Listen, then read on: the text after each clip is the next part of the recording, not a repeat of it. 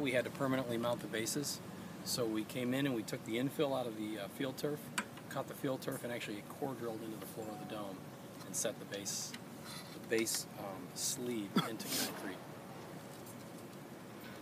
concrete.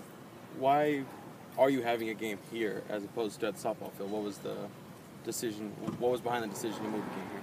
Well, the idea started with Dr. Gross and the head coach Leigh about being able to play softball in here in February. So when the season starts, we don't have to always go on the road. Let's see what we can do in the dome. Let's get a game in there, and then let's maybe a couple years down the road bring a tournament. Like, Leigh travels every spring to tournaments. Let's bring a tournament to the Carrier Dome.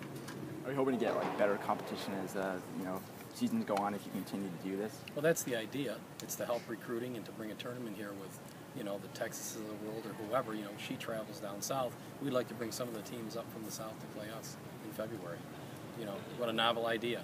Softball in February in Syracuse. So, hopefully it'll help us recruit.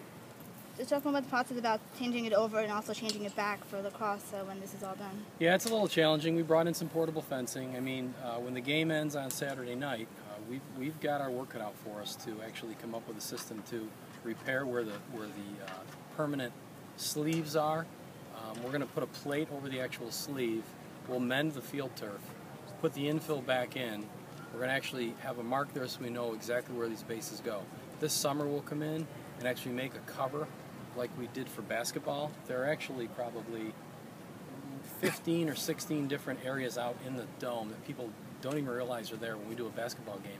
We'll actually pull a square that's 2 feet by 1 foot that is actually full of field turf and infill right out so we can get at the wiring for basketball, which is around the court and also in the backcourt area. So we're going to actually do that with where the bases are to make this easier for us for next year. When did you guys start working on this morning or last night? Well, behind the scenes, we've had the I've had the company in here, the Ballard Sports in here working. We started Monday. We laid everything out. We buried pins in the turf. That we actually peeled the infill back, put pins into the ground where we needed to center punch the actual field, and so make today a little bit quicker. The hardest part about today is these are actually set in concrete, so the concrete needs to set before we can get on them and start using them. So we're hoping tonight. We'll pull the bases out at probably 6 o'clock. We'll paint the lines, the foul lines, the base lines, and the circle where the pitching mound is going to go. If we have to set the pitching rubber yet, that's going to be a little bit of a challenge, but we'll do that this afternoon. Pretty good shape. More than just the growth of the program, I think softball as a community in this area, it means a lot. I think that it's one of those sports that in the spring kind of gets neglected across the whole community. So I think for us to have something in the dome that can be a big event and actually bring people from the community here to kind of see what we do, it guarantees good weather, that's for sure. So we didn't really know we'd have 75 degrees this weekend, but I think just having something an event like this where we can bring outside teams in, use the great facility that we have, is pretty neat for the community. And since you've gotten here, you've built the program up. Every year you've gotten better. Is this something you ever envisioned when you first got here?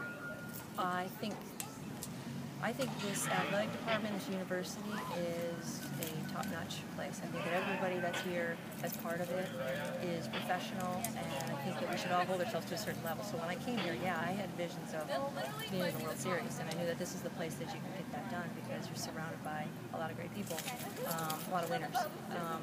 So I knew it would be difficult in a Northeast school.